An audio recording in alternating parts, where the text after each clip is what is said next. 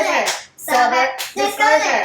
Breezy's a slut. And we like it in the butt. Are you or someone you know looking for support in recovery? Taste Recovery is your go-to directory for sober resources. Whether you're searching for treatment centers or sober living communities, Taste Recovery connects you with the right tools and support to help you on your journey.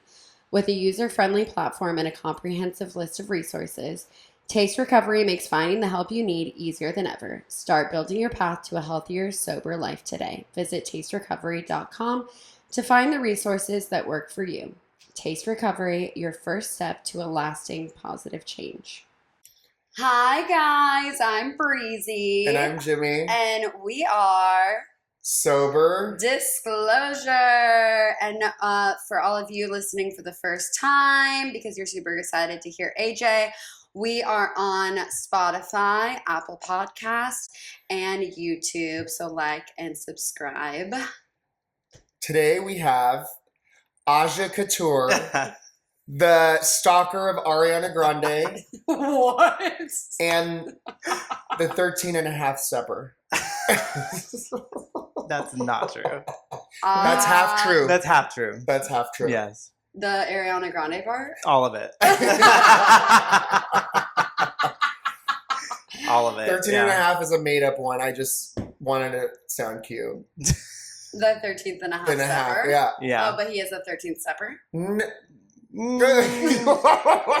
I mean, not fully. not fully. Not intercourse. I had my no penetration. No. Right. Emotionally. Emotionally. There was a crush at one point, but There was many of crush. Yeah. There's always crushes. No, but It's this just- was different. This is like, oh, Breezy, he's cute. I have a crush. No, this was like on another level.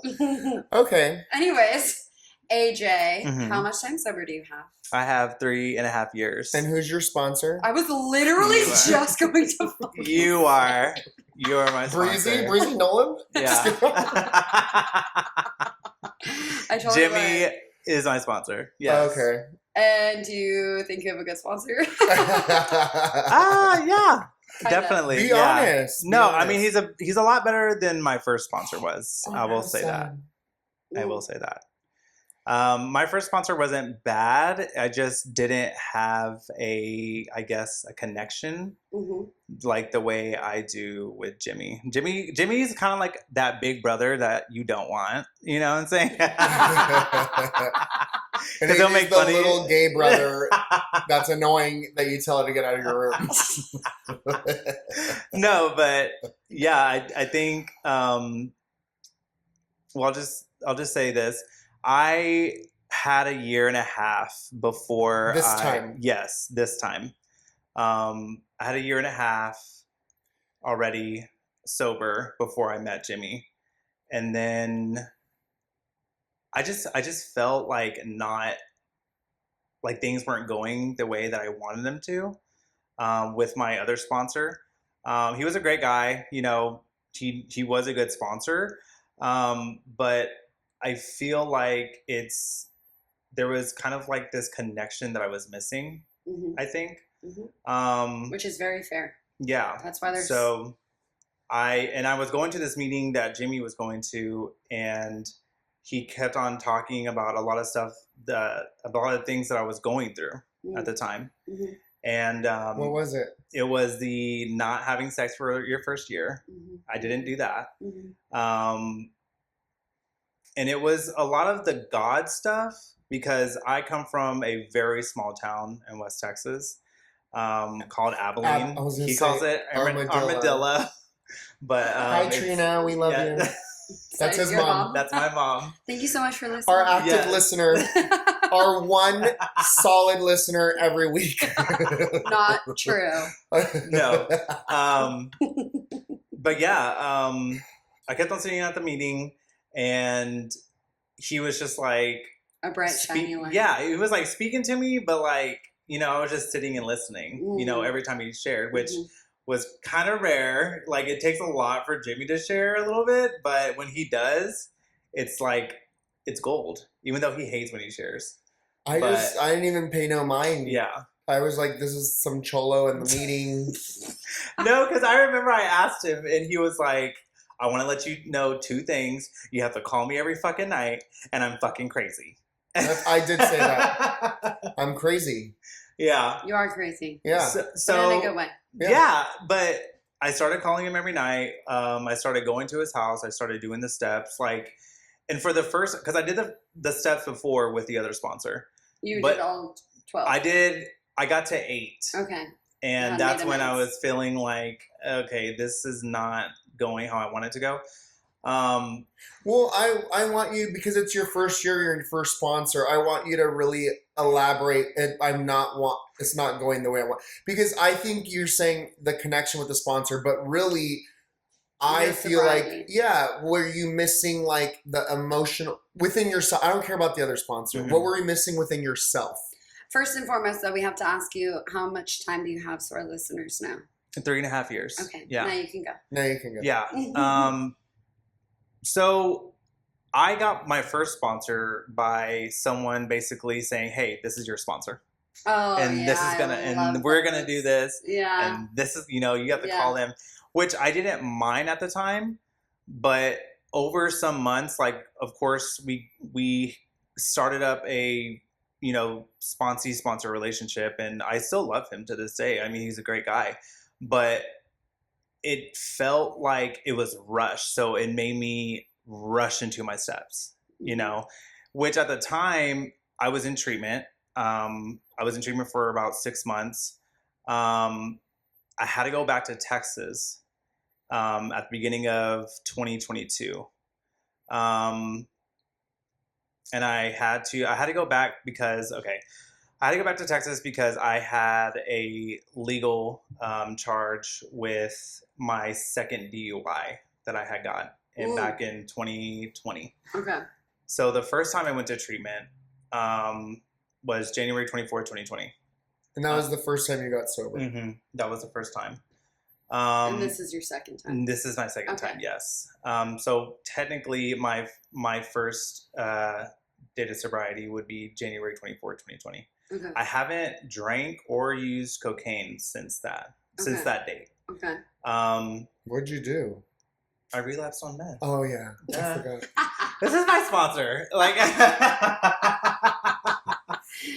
But so it's a blur. Yeah. When you have so many sponsors, like, I don't even know who I'm talking to anymore. Because now I feel like that now with all my sponsors, and I'm just like, what? Like, what did you do? Which story are we? Yeah. Exactly. What? You're moving in with your gigolo? Yeah, exactly. True story. Exactly. Okay, that's a true story. With you? No, with someone he's working with. No. So yeah, I was in jail, and I remember sitting there, and I'm like, I'm about to be 30 years old. Like, I need to do something. I've been doing this for 12 years, and I have to make a change because I don't want to be doing this throughout my 30s. Mm-hmm. I wasted all my 20s with alcohol and the party scene and everything like that. It's not cute anymore. Yeah, it's not. So I remember I called my mom, and my mom always told me, like, if you go to jail, do not call me.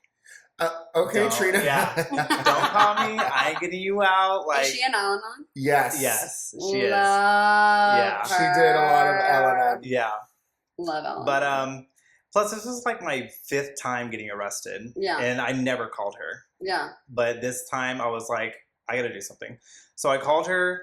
I was completely honest. I was like, listen, I'm in jail again, and I need to do something different. Mm-hmm. I have been drinking, I have been doing cocaine, and I have dabbled in meth here and there. Lies. She didn't really know about the meth. I don't even think she knew about the cocaine, but she definitely knew about the drinking for sure. Mm-hmm. He said dabble, but it really was full force. It wasn't full force until later on.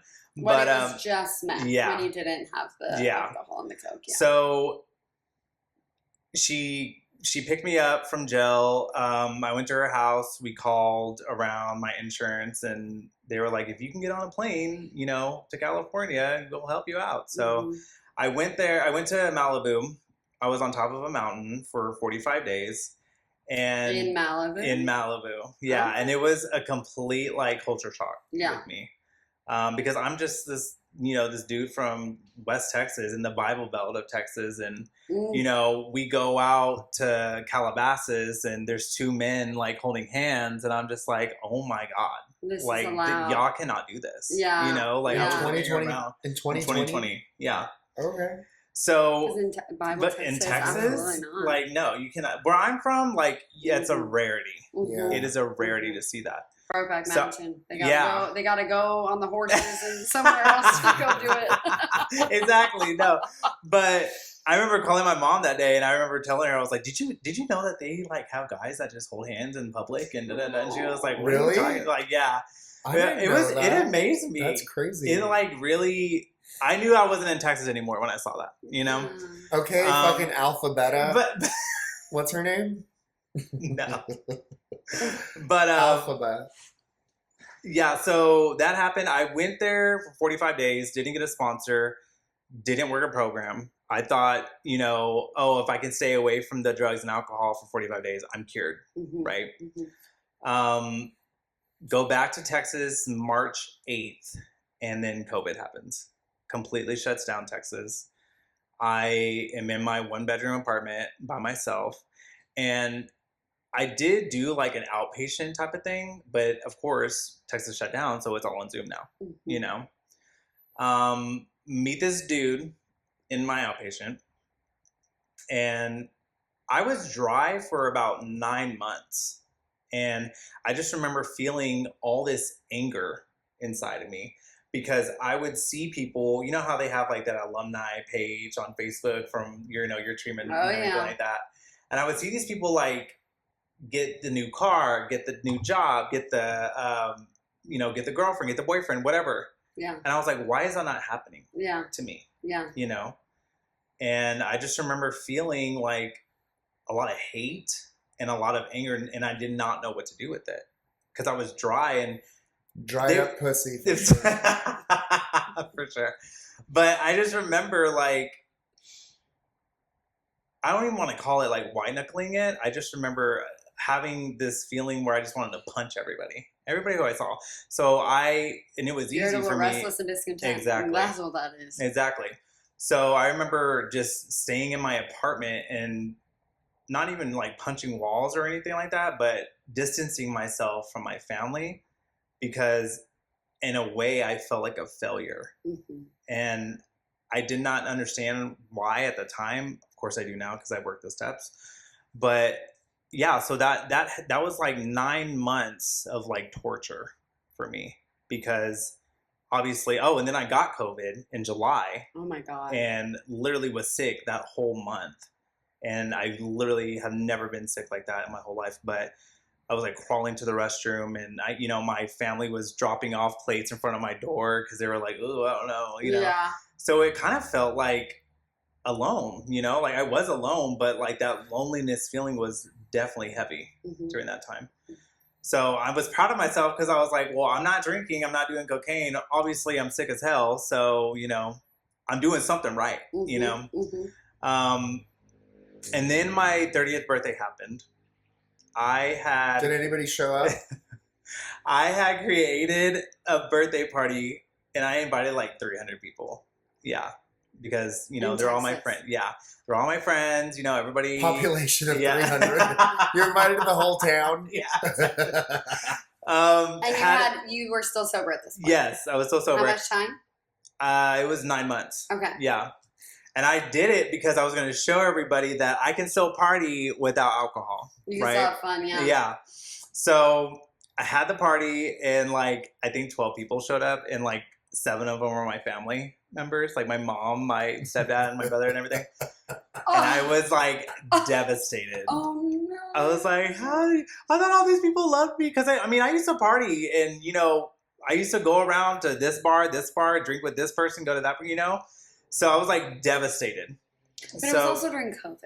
And that's when my mom's like sitting in the corner and she was like, AJ, it's fucking COVID. Nobody's going to come out to this day. And I'm just like, whatever, mom, you don't know that. Da, da, da, da. Yeah. Give it time. Another hour passes. Nobody's walking through the door. And I'm just like, oh, Lord. But yeah, it was hilarious looking back at it now. But yeah, I mean, I was so dramatic about it. Like I was like, nobody loves me, like crying at my birthday party. It was stupid. I turned 30. Yeah. So yeah, but so that happened, and I hit up the guy that I met at my outpatient. We started talking. He was like, "Well, come over, just talk, and we'll."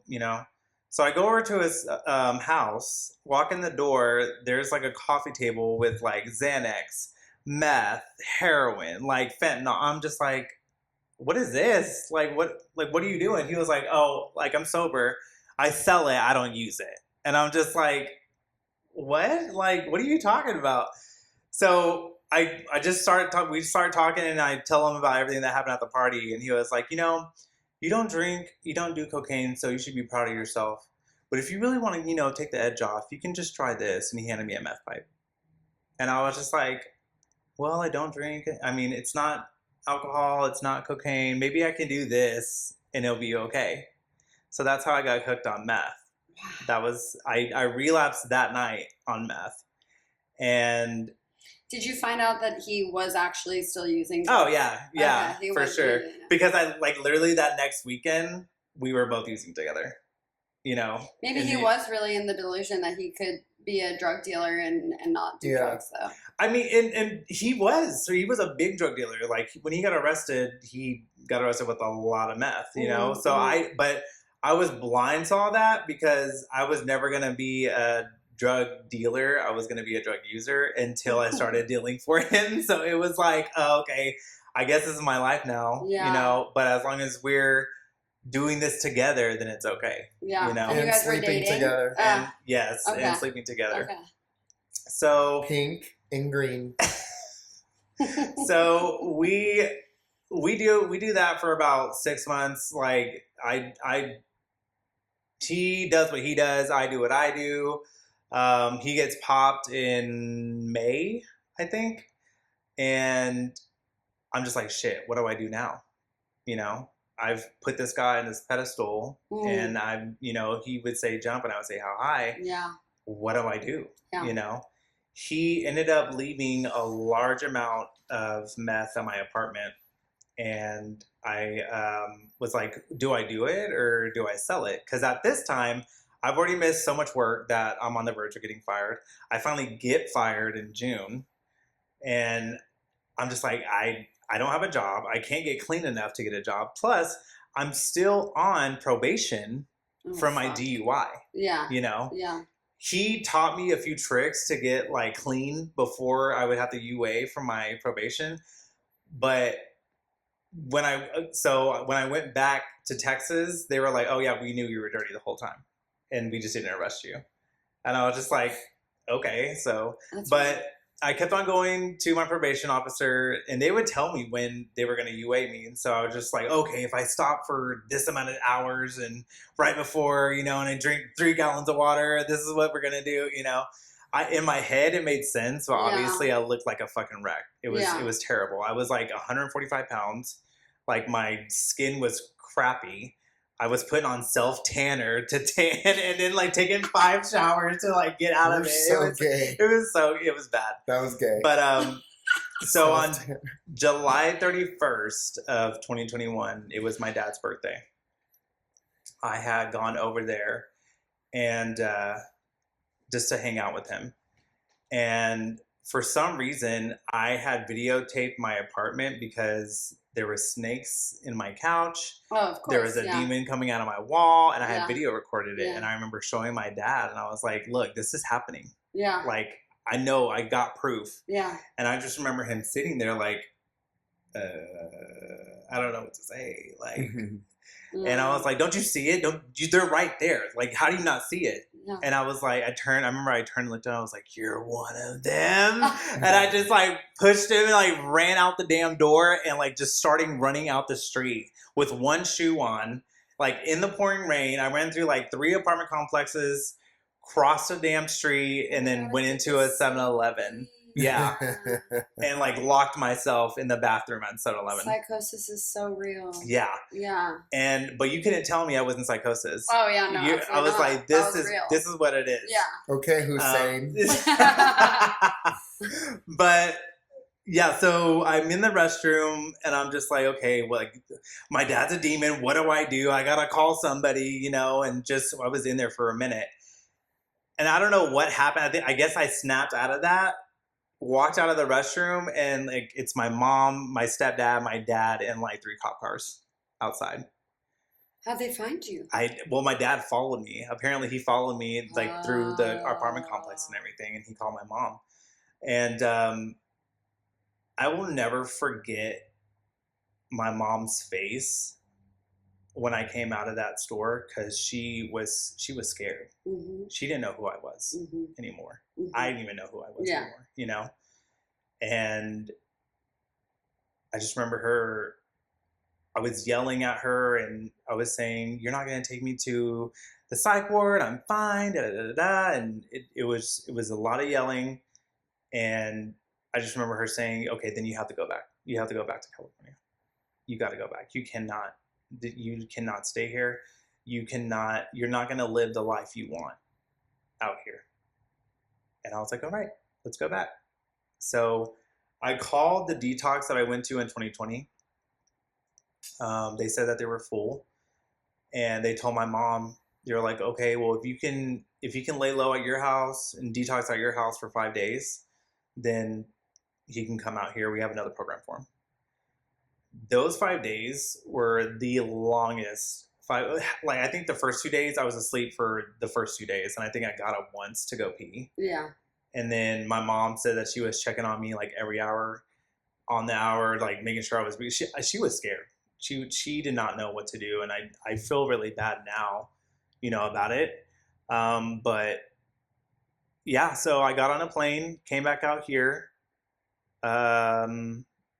did treatment for 6 months, and during those 6 months, like I was in talks with the probation officer, and the probation officer the whole time was like, "Oh yeah, come back. You don't have to go to jail. We gotta, as long as you're there and we know you're there, you're good, right?" And so I left January 1st, 2023. Which is not your sobriety Excuse day. me, 2022. Excuse me, sorry. And then got back to Texas and met with my probation officer, and they're like, "So listen, the judge already revoked your probation, so you have to go to jail." And I was like, "Are you fucking kidding me?" And I knew that my ex, the guy that I was running around with, was in the jail. Oh, and I was like, "Don't do it. Don't." I was like, "Okay, listen, if you don't let me, I will do whatever you need to. Yeah. I will. Yeah. Do not send me back to that place, because I know that he's in there. I know he has family in there." And I was scared shitless. I was devastated when he said that. You were scared of seeing him because you thought you'd relapse, or because you guys had something he on thought each other?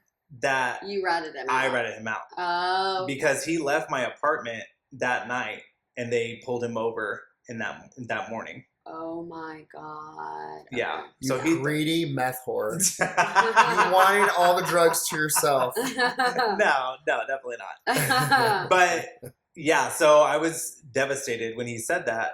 He had brought his supervisor in, and she was like, "Well, sorry, but the judge already did what they did." I was like, "Fuck."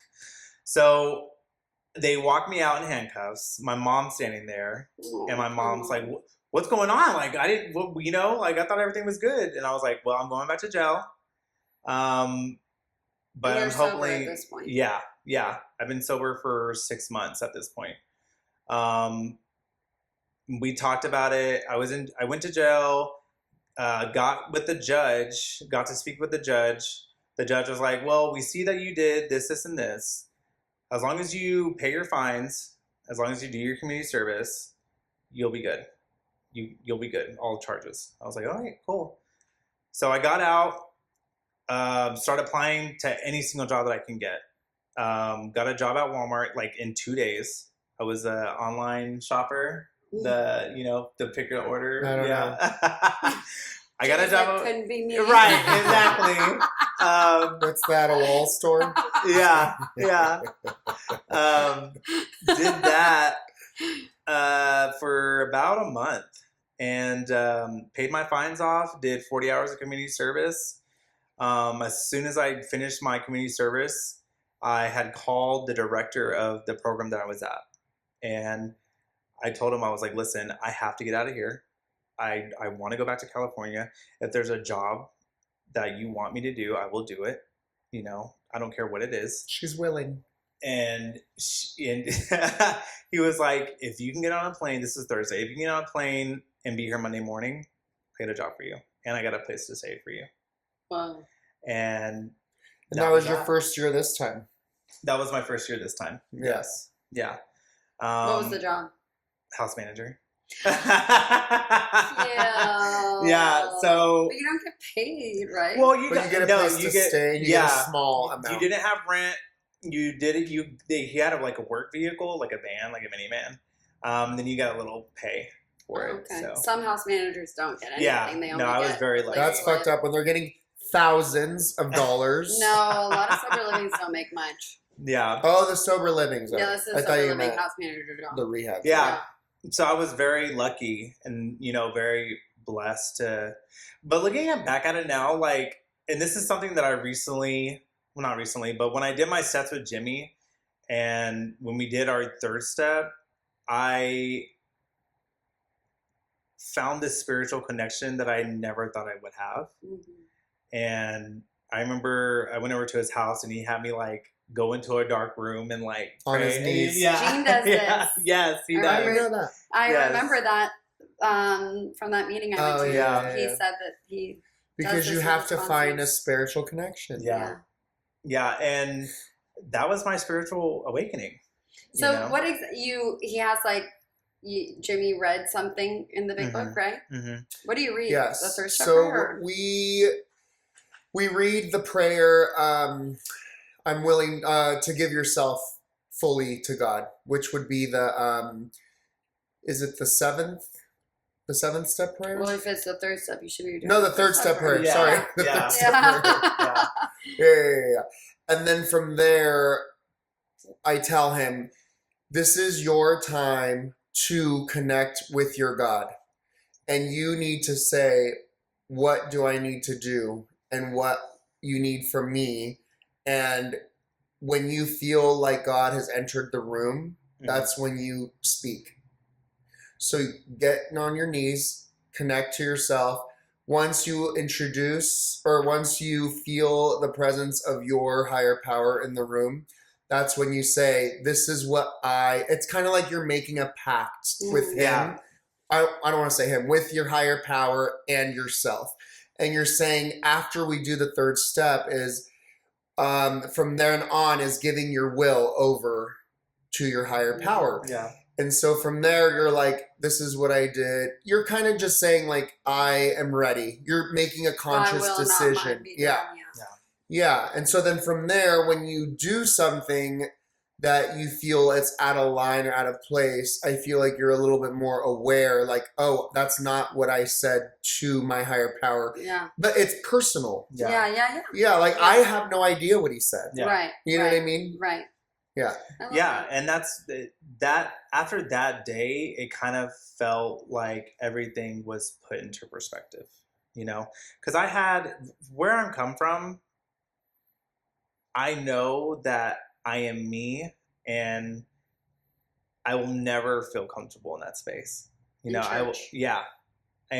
I struggled with that a long time in my childhood, because where I come from, it's religion is kind of like a status, There's Bless a Christian, your heart, right? sweetie. Exactly. Yeah. There's It's a Christians, fuck you. there's a Catholics. Yeah. Oh, there's a Jehovah's. Watch out, Yeah. Because in my city, there's a church on every corner and a bar across the street. Right. Yeah. So it's I really struggled, but with Jimmy, it was, and even my grant sponsor, Gene, he kind of hit on the nose with the spirit and made me realize that this is not a religious program. It is a spiritual program. Mm-hmm. And the whole third step that we did with the pact, I call it a contract, with my higher power, because that's what I feel like it is, If I do this, this, and this, you will give me this, this, and this, and I will get this feeling of everything's going to be okay. Yeah. Which is relief. Yeah. Relief of the mind. Yeah. Relief of, Peace. Yeah. Peace. Yeah. Peace. And that's what kind of brought me back. That day, I kind of realized that, yes, I could not have gotten the job at Walmart. yes, I could not have the opportunity. I could be in prison today, you know, but something like greater than me gave me this chance to turn my life around. Yeah. And I took advantage of it. Yeah. You know? So after that day, it was just eyes on the prize, you know? It felt easy after that. Because to me, I finally walking alone. Yeah. I wasn't alone anymore. Yeah. And that's the crazy thing to me. Yeah. You know? Wild. Well, and then I feel like because of all that, and you're like spiritually fit and emotionally ready, is when you do things in sobriety, you can kind of maneuver through it. And it's, in the moment, it is a big deal, but you can kind of get through situations without drinking and using. Oh, yeah, for sure. And I mean, I made mistakes in the past 3 years, you know. Jimmy has called me out on it. Learning experiences. New learning experiences, yes. But that's exactly what they are, you know. I feel like you can't really have a mistake if you don't, learn something from it. And also what you said when you were like, all these people have these things on your Facebook page. Do you have a relationship right now? Yeah. I'm not in a relationship. I'm not in a relationship right now. Do you have a relationship with a man right now? No, I do not. Okay, so then... But that's okay. I'm okay with that. Facebook. In his alumni page, he's like, all these people have all this stuff. A car, a boyfriend or girlfriend. And why don't I have these things? Yeah. But when you are spiritually fit and you have a relationship with a God of your understanding, that's the most you important. work with others, and you're doing what you're supposed to do, you think about it, but you're not obsessed over it. Like, I need that. Right. Yeah. It will come when it comes. Right. Yeah. You know? So you gave your life over. Yeah. You know? Yeah, the job that I have today, I wanted 60 days in. I knew that I wanted to be where I'm at today. It took me 3 years, you know, but I knew that, okay, I got to do this. I got to do that. I'm going to do this. He will provide. He, meaning my higher power, you know. Are you 33 years old? I'm 34. 38. I'm 30. I'm just kidding. Did you just turn 34? No, I turned 35 in October this year. Okay. So, yeah. I'll be 34 That's next month scary. and I'm free. It's not bad, Breezy. You're going to be great. I'm terrified. No, I mean, it is terrifying, but I feel like your 30s, especially sober, Yeah. way better than my And 20s. I honestly look younger now than I did at you don't even 25. look like you're 33, please. Thank you. You look Thank good, you. for Thank sure. you. Your skin's beautiful. Thank you. It's semen regimen. His mother listens. She knows how I talk. My mom knows. My mom knows stayed she's with that- crazy. I was gonna say- That's why I couldn't go to Marley's wedding. Yeah. He hosted him and his mom. She came last weekend. Oh it my was a gosh, blast. that's Yeah. beautiful. Even though she hates my driving. I almost Oh my God, she gave her fell like out. 3 heart attacks. When She almost fell out the car? No, like when I was driving and I was trying to go slow. Yeah. I drive crazy and I was going slow and she's like, and I'm like, she goes, in Abilene, we just do not have these turns. It's just a straight road with no hills. Yeah. And I said, well, bitch, there's no cars here. I said, I don't know what you're doing. And she went like, she gave me a look. Yeah. No, yeah. That's so She's cute. very scared of I was my like, this driving. is AJ's mom, not like my best friend. Yeah, You know what I mean? yeah, I'm like, yeah, I can't yeah. talk like that. Yeah. No, she loves Jimmy and Damon. So Yeah. it was all good. Yeah. We all do. Yeah. So, for those people in their first year of sobriety, what is one piece of advice that you can give to them? Speak to that newcomer part of you. Well, okay, so I'll do this first. So a facilitator when I was in treatment, and I can't remember who it was, but he said, always remember the 3 M's: meetings, meditation, masturbation. And you will get a year of sobriety if you always practice the 3 M's. That's true. Yeah. Shut So then you Yes. don't think about relationships Exactly. or pussy or dick. Yeah, no, yeah. The number one And offenders. I've always remembered that, and I've even told some of my sponsees that. Like, I've y'all just never heard need that to before. practice the 3 M's. Yes. But you know what I do say to them? What do I say? They're like, I want to go on Grindr. I Exactly. said, go home and masturbate. Exactly. Yeah. Go jerk off the feeling will go away. Trust me. Exactly. Meditate. Go to a meeting. Yeah. That will give you a 1 year. And masturbate. Exactly. The 3 But M's. only if they have a problem with it, you know? Right. But But but also No, like meaning like every sponsee is different. right. Like I had to push AJ to go have sex because he's just such a good guy. Some sponsees are just whores and like meth and sex are the it thing and it's unhealthy. And I'm like, you can't do that. Yeah. Do you know what I mean? Yeah. So then I feel like to push sometimes him out of his comfort zone, I'm like, go and hook up with somebody. Yeah. To get yourself out and like, you know, it helps. I was literally the same way in treatment. They had to like force me to say yes to things because they knew I was just like terrified of literally everything and anything sober. And they were like, they knew that I liked this boy in treatment and like everyone else, it was like, do not. But my therapist was like, I think it would be healthy for you to explore an actual fucking relationship because I had never had a relationship before. Well, before coming out here, I was with a drug dealer who was doing God knows what to me, you know. And so coming out of that situation, I was like, I do not want to touch anybody right now. No, you know? that's, I think, with her too. Yeah. That's what she was saying. Yeah. So then I had to literally say, It's you okay. are ready. Right. Yeah. Like, go. Yeah, Right. it's okay to experience that. And I even told them, what did I say? Go on there and ask someone on a date now. And then call me when you do it. If they say no or yes, it doesn't matter. It's just you asking someone on a date. I think AJ is such a catch. If I were to I do want to be in a relationship right now, but he's too busy. I'm too He's busy. at school. I got school. He's going to be a really great therapist at a really great rehab. He's busy. Tonight the time is not right now. Yeah. So. Yeah. But that doesn't mean I'm not open to it. Oh, she's open. You know what though?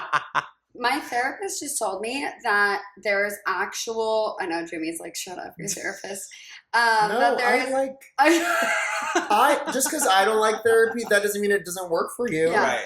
No, I know, but I always am talking about my therapist. She said that there's actual studies that show that people grow more when they have a healthy partnership and they can like do more when they have a person that's supporting them. That is true. Yeah. Because I've always been busy in hair and stuff, but when I met Damon, I kind of leveled up. Mm-hmm. We leveled up together. Yeah. And you have someone like really there supporting you. Yes. Yeah. That is true. I was like, what? So maybe when you get your license, you'll level up with someone. Yeah, for sure. Hopefully they're 5'8" Mexican, bubble butt, foreskin. I hate you so much. Oh my God. Maybe a little bit cross the river, maybe a little whitewashed. What does cross the river mean? Like just here from Mexico. Oh my God. Stupid. Hey, my family did it. I can say it. This is a non-PC podcast. Hey, I'm with it. Turn the channel. Right. Right. But yeah, the 3 M's, and of course, I just think that you should do the steps. Just do the steps. I hate when people, especially my sponsees, are like, I'm on step 2, and I don't think the steps are, for me. Like, you don't know that. You haven't worked all 12. Yeah. When you work all 12 and you can't, you feel like it's not working for you, then you can say that. And I don't think the 12 steps are the only way to get sober. Obviously, there's different ways, Totally. But just what do you have to lose? Yeah. Yeah. Especially becoming a therapist, you obviously have to believe that there's there's other ways. many ways to get sober. Yeah. What is your favorite part about being sober? Me. Yeah. No. No. I mean, no, I guess he would be a part of it, but it's just No, a don't say fellowship. me. No, Just it's a fellowship, really. Mm-hmm. It is. I never would have thought I would be friends with most of the people that I'm friends with now. Mm-hmm. I never would have thought would, first of all, be living in California. Yeah. And have more than 12 having- people show up to a party. Exactly. I have people that I can call and trust, because before it was, fuck everybody. Yeah. So it definitely you know, but I have a relationship with my family. My family wants to come see me. My mom just came and saw me, you know. My brother, we're planning something for him to come out here. You know, it's definitely surprising that I had all these people here, I just pushed them away. Mhm. And the fact that now that I am sober, I am seeing that the love was always there. I didn't want it You at the didn't time. accept it. Yeah, I couldn't accept it Yeah. because I didn't know who I was, Mm-hmm. you know. Mm-hmm. And that's another gift is Yeah. knowing who I am today. Mm-hmm. Yeah. I love that. Well, thank you for coming, AJ. Thank Yay, you. sobriety. Yay. It's the best. Yeah, Yeah. thank you so much. Thank I you. love having Jimmy's people on, and like especially your sponsees, and being like, okay, maybe Jimmy is a good sponsor. Right. Yeah. He's all right. He gets Yeah. me by. Yeah. No, you're clearly helping a lot of people. Yeah. And, yeah, and the For sure. and putting their hand in God's hand. Like That's what For sure. Cheyenne said. Yeah. Yeah, it's Yeah. very special. So Yeah. thank you. Thank you. And thank you all for listening. Like, subscribe, comment. Tell all your friends. Send all of our videos to everyone you know. I'm Breezy. And I'm Jimmy. And we are Sober Disclosure. I'm going to start doing that after every episode. Do it. This episode is brought to you by Light Salon, Orange County's premier destination for expert hair color. At Light Salon, we specialize in creating stunning custom color transformations that highlight your natural beauty. Owned and operated by passionate, sober stylists, we bring authenticity, creativity, and precision to every client experience. Light Salon.